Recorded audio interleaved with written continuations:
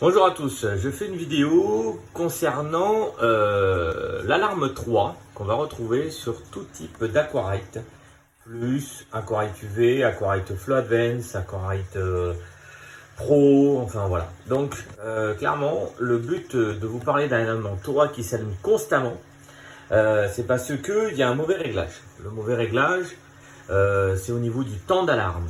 Je vous explique tout de suite.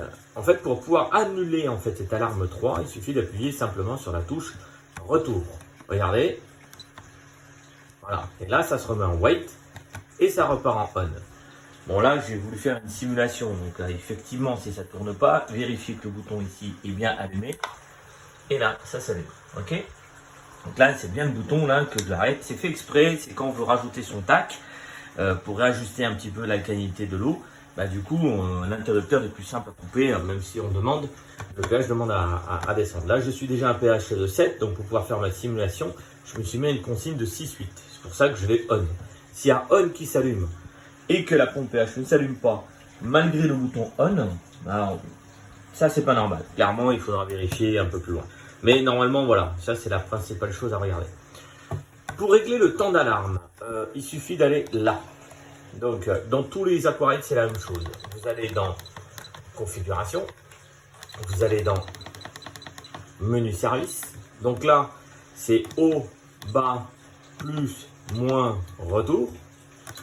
Et clairement, si on est dans l'Aquarite Flow Advance, c'est haut, bas, droite, gauche, retour. Voilà, je vous le dis pour info. On va dans Pompe dosificateur.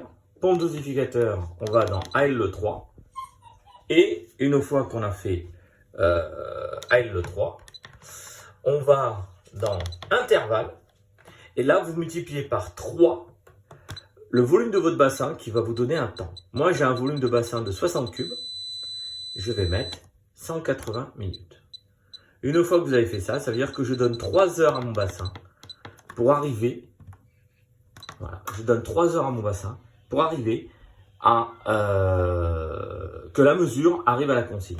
Si au-delà, si ça met au-delà, c'est qu'il y a un problème.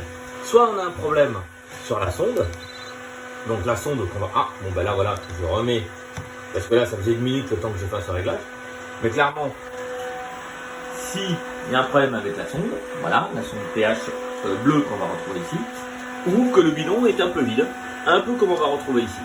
Voilà. Donc c'était le but, c'était de faire un petit cours là-dessus. Je vous remercie, je vous dis à bientôt.